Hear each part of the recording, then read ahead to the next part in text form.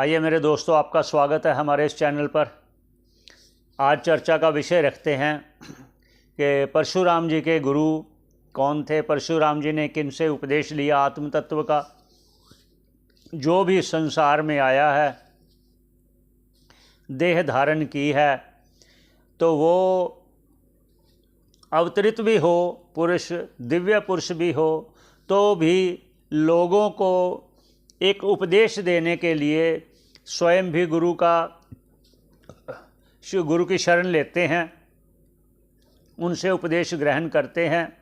भगवान भी इस धराधाम पर अवतार लेकर आए, अवतरित हुए, तो वो भी अपने गुरु सांदीपनि जी के आश्रम में जाकर आत्मतत्व का उपदेश लिया। तो इसलिए ये लोगों को उपदेश देने के कारण होता है, लोगों को शिक्षा देने के लिए होता है, इसमें कोई और नहीं। जो भी महापुरुष हैं, लोगों को संदेश देने के लिए आते हैं, दिखाने के लिए आते हैं। तो परशुराम जी भी अपने गुरु जी के शरण में गए और उन्होंने आत्मतत्व का उपदेश लिया। तो यहाँ तो हमारा ये एक तात्पर्य है कहने का, शास्त्रों में जो संक्षेप में वर्णन कर सकें कि आप लोगों को बताएं।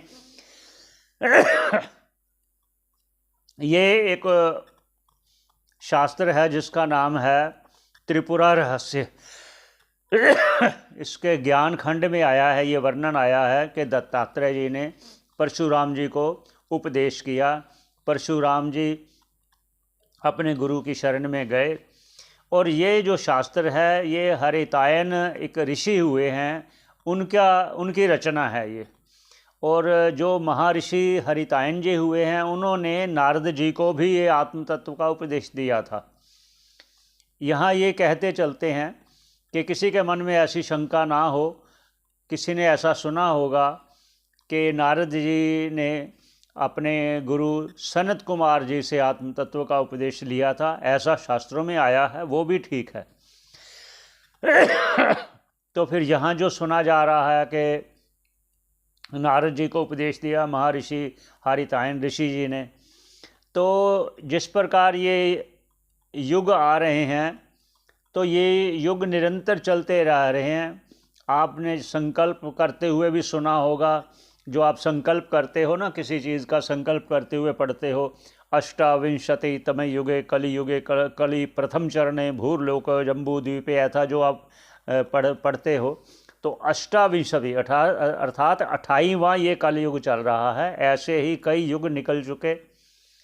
तो हर युग में ये जो नारद जी ने एक उपदेश ले लिया, वो जन्म मरण से रहित हो गए। लेकिन जब दूसरा युग आएगा तो हर युग में वो प्राणी तो होते हैं, लेकिन वो जो मोक्ष को प्राप्त कर गया नारद जी, वो नहीं होंगे, लेकिन अन्य नारद और भी होगा। जिस प्रकार आप देखते हैं कि फिल्मकार भी कोई फिल्म बनाते हैं, 10-12 साल बाद फिर बनाते हैं, तो वो कोई और पात्र ले लेते हैं, उसी नाम की और करते हैं। ये सिर्फ कहने का अर्थात ये है कि हर युग में वो प्राणी तो होंगे, लेकिन जो मुक्त हो गए हैं उनके नाम के हो सकते हैं, वो नहीं होते। ये कहने का भाव है। तो इसी प्रकार हमारा चर्चा तो यही है कि परशुराम जी के गुरु कौन थे। आपको ये बताना था कि दत्तात्रेय जी हैं। और ये कहाँ लिखा हुआ है? ये त्रिपुरा रहस्य एक ग्रंथ है, उसमें लिखा हुआ है। और ये त्रिपुरा रहस्य किसने ग्रंथ की रचना की, उसका नाम बताया कि महर्षि हरितायन ऋषि जी हैं, उनकी ये रचना है। और ये भी कहते हैं कि उनकी जो ये रचना है, या दत्तात्रेय जी जो परशुराम जी को उपदेश दिया, वो भगवती जगदम्बा, उनकी उपासना करते हुए उन्होंने उस आत्म तत्व को प्राप्त किया।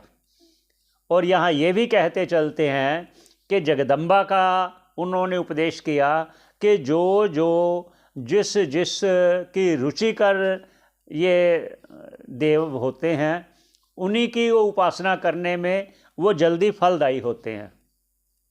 जिस प्रकार शास्त्रों में भी कहा गया है कि जो 5 देव हैं, जो भगवान शंकर जी हैं, गणपति जी हैं, दुर्गा जी हैं, सूर्य भगवान हैं और विष्णु भगवान हैं, इन्हीं के बीच जो भी कोई उपासना इनकी करेगा वो आत्म तत्व का उपदेश का अधिकारी होगा।